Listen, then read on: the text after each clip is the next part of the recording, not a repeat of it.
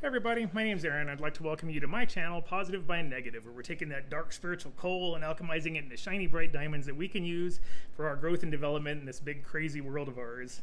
And for those of you who are returning, awesome, it's great to see you back. And if you're new to my channel, I'm really glad to see you. I hope you hear something here that resonates with you. And if you do, give me a like, give me a subscribe, and I'd really appreciate it.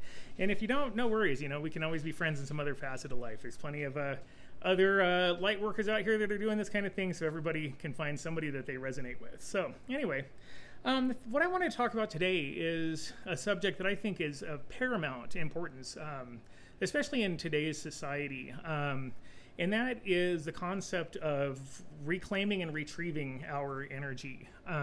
We are a spiritual being having a human experience right now. We are divine beings that incarnated here onto earth in these physical bodies that, we come here to learn lessons and to grow stronger and to, kind of work through that dense energy to basically, strengthen up our spiritual muscles. And as part of that, we are energy. Everything is energy. Everything in the entire universe, everything within the confines of consciousness is all energy. And so even things that appear to be solid, in our world are actually just energy that is vibrating at such a rate that it makes it appear, and seem to be solid and stuff. And so literally everything we see or do or think or speak is energy. And it's very important that we handle our energy and that we care for it, because it's ours. Your energy is yours. And I kind of look at it as like a bank account. You've got your money in your bank account, and that money is yours to use as you see fit. Unfortunately, and especially in our day and age, there are like automatic subscriptions that, we sign up for and take $5, $10, $20 out of our account every month. And if we lose track of them, before we know it, those things really deplete our account. I myself have a Netflix account that I pay, I don't know how much it is, like $16, $18 a month or whatever it is, that I haven't used literally in a year or more. And I don't know why I'm still doing it, but I still am, and obviously something I need to take care of.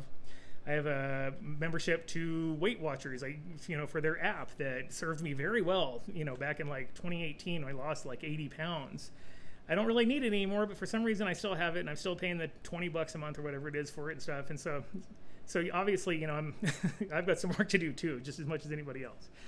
But, and so it is with a lot of things in life. There are things that we kind of subscribe to energetically that deplete, that bank account that we have of our energy and leave us with, very little, if any, energy left, at the end of the day. And so, what are those subscriptions? They can pretty much be anything. They could be toxic people, could be toxic relationships, it could be toxic jobs. It could be news media. It could be social media. It could be just an overabundance of choices that we have to make every day that really, kind of are a waste of time and energy. A good example of that, one, at least for me, is if you've watched more than one episode on my channel, you've noticed I always wear the same thing. I always wear a black t-shirt. And the reason for that, and I wish I could give some like really awesome esoteric explanation for it, but I hate picking out clothes. I really do. Like at some point in my life, like and it was early in recovery, and during a time which it's really important to guard your energy. In early recovery, I just realized I had way too many choices to make every day, and so I just kind of came up with like a core about 4 outfits that I kind of wear depending on the season, the occasion, and that actually freed up quite a bit of energy for me. Plus, black is slimming, and it hides the fact that I spill things on myself all the time. So, it kind of serves multiple purposes there. But, that was a decision that I had to make in order to reclaim some of my energy. With toxic people and toxic relationships, we may have to really evaluate those and see, like, where we're leaking or giving our energy to people in those kind of situations. And we may have to, have difficult and awkward conversations with those people. We may have to draw boundaries, and be like, I love you, I love having you in my life, but we can't talk about this, or I'm not willing to go down this road with you and stuff. And we may have to kind of pull our energy back from those situations because, those situations can absolutely drain us of our energy. The news media is great at taking our energy. The news media and social media both really depend on energy from viewers and stuff, and the way they get that energy is through your attention. I myself had to get off of social media for the most part. I got off of Facebook in like 2012. I got off of Instagram in 2021. And it was because in both of those cases, I found myself, really just wasting so much energy, like arguing with people in comments, or like, thinking about something that somebody had said, or like, kind of ruminating on posts that I had seen and stuff that really at the end of the day had no bearing on my actual life and were really like not important. And I just realized at some point that like, man, I am just bleeding energy into these things. And and when we do that to enough things and we deplete our energy enough, it absolutely just runs us into the ground. We can end up being like tired all the time, confused, angry, demoralized. And in a lot of ways, that's kind of by design. Governments and other institutions really find it a lot easier to do their job when the masses are in that state of kind of unconscious, awareness and anger and outrage and stuff like that, because it's a lot easier to control the narrative and get the reaction that you want from people when they're in that. And the trick, though, for us is to recognize when that's happening, and that takes a very conscious effort. It takes a willingness to really sit down and look at those things, because the thing is we've been conditioned to think that those things are like somehow fulfilling, like that kind of feeling of outrage or anger when we're in that unconscious state sort of feels good. It kind of feels justified, and so it kind of perpetuates itself. And it can really turn into insanity. It can lead us to, live lives that aren't fulfilling. It can lead us to, have, yucky feelings and bad feelings toward other people. If we have like a kind of an us and them situation that we're led to believe, and it really it can make us kind of sleepwalk through life, because when we're in those lower frequencies, we're running basically purely on ego, and our higher self is really not in control, and so we're very subject to being kind of guided and directed by forces that aren't necessarily in our best interest and stuff. And so, like I said, to get past that it takes a very conscious effort, at least at first. When I first got into recovery, I had to really, and anybody who's especially new in recovery will understand that this is very important. If we don't guard our energy, energy, especially in early recovery, depletes very quickly. And then when that happens, we get a case of what are lovingly referred to in the recovery community as a case of the fuck-its, and then we go off and do, stupid things and harmful things. And it's basically because we get into that state of just, kind of hopelessness and disillusionment and just really like, what am I doing all this for? And so it's important that we guard our energy. And it's not just for people in recovery. It's important for everybody to really guard your energy and become conscious of where you're spending it. If we're finding ourselves, ruminating or like, sitting in a resentment about something somebody did or said, 10 years ago, or the person who cut us off, in traffic 3 days ago, that's not in service of anything, and it's doing is depleting our energy, and we're like sort of conscious, or not consciously, but we're sort of unconsciously giving that energy away. And so it is with things on social media and in the news. When we like really internalize those things, we're like literally giving our energy to those institutions or or social media platforms or whatever it is, or politicians, whatever it could be. So so yeah, it takes a really conscious effort to sit down and be like, okay, where am I spending my energy? What is like making me feel yucky and outraged and angry? And is that even really my thought? Like, or is that something that I'm kind of conditioned in this kind of lower frequency state to believe?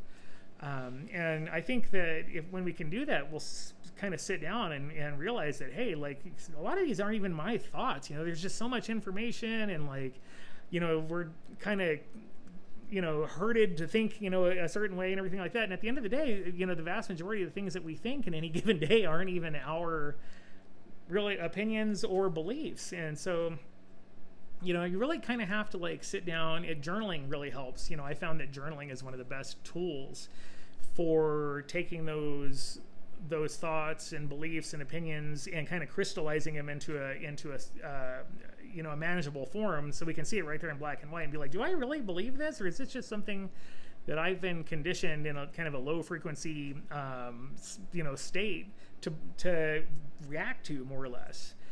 And so, in addition to being conscious or making a conscious effort in journaling and stuff, one thing we can really do is simplify our lives. We can cut out all those distractions. Like some people can use social media just fine and use it as a way to keep up with friends and family.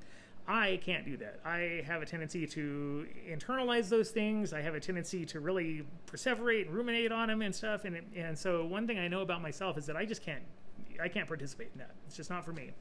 Because when I do, it really robs me of my energy. It really depletes my energy and, kind of just, really kind of ruins my life in a way. And when we have, too many things going on, we have too many sources of information, we have too many things to worry about and stuff, like, we give so many things our energy that we aren't very good at any one of them. We don't give enough energy to any one of those things. It's kind of like going to a restaurant that has, 100 things on the menu.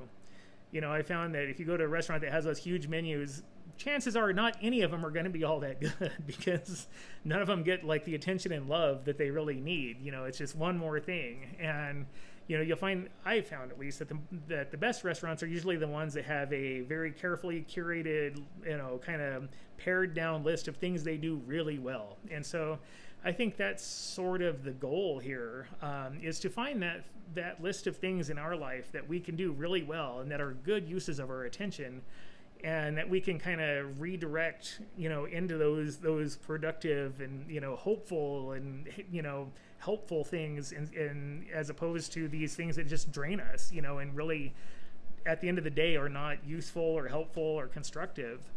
And, and so really, like, it just takes an evaluation of everything in our lives, and it's not something that gets done in one day. It's kind of a daily process and practice to kind of see, look at our lives and see, where am I, giving my energy away? Where is it bleeding to? Like, and is that necessary? Is that a good use of my energy? And, I think we'll find that the more we can pull our energy back to us and take control of it, our bank account starts to go back up, and we have more kind of energetic currency, if you will, to spend on things that are better suited for us and more in line with, our lives and our missions here. And, so like I said, I think in today's society, it's just so absolutely important to know and really face where your energy is going, and be willing to either, like I said, I had to get off social media. Like, we have to be willing to do that, sever those ties. Or in relationships, we have to be willing to have those conversations and draw boundaries with people. In jobs, we may have to like consider getting another job or moving into a different career path if ultimately what we're working at is not in service of anything, productive or healthy in us. And I think it was a very kind of, old system thing to be like, well, no matter what it is, you just have to give all your effort to it and, try to do a good job. And, even if it's not something that really resonates with you, just to basically, trade that energy for money or whatever. And I think we're just kind of moving into a way of life that's just not going to be a thing as much anymore. I think it's going to become a lot more important to people that what we're doing with our lives is in service of the highest good, of our highest good and the highest good of the people around us. So, like I said, I could talk ad nauseum on this subject, and I've got so many thoughts on it, but, we both got stuff to do today, so I'm not going to do that. So I think I'm going to kind of leave it there. But I think this is a good kind of introduction to the conversation about, recognizing where energy is going and making a conscious effort to retrieve it, and then, kind of reevaluating how to then, spend our energy and stuff. And what I found is when I've done that, and I'm not perfect. I never claim to be, never will be. But when I've done a better job of that, I find that my life is so much smoother. It's so much easier, and I can live a lot more authentically. And it's just, it doesn't seem like everything is as heavy, because I can live in a higher frequency when I have more energy in my bank there. So that's it for today. I thank you all so much for joining me here. If you want to check out my other channel, I've got the Universal Awakening Project is a collaborative project that I'm doing with my divine counterpart, Maria Petropoulos. She's an amazing, beautiful soul, and she's Canadian, so she's really polite, so that's pretty awesome too. And you can check out her channel as well, Maria's Lightworker Space, which I will leave links to in the description box below. And I just wish everybody another 24. And if you feel inclined, drop me a comment. Tell me how it is that you're kind of reclaiming your energy. How you're clawing it back and giving it back to yourself, and as an act of love. So I just wish you all so much good stuff and high energy. And I'll see you next time.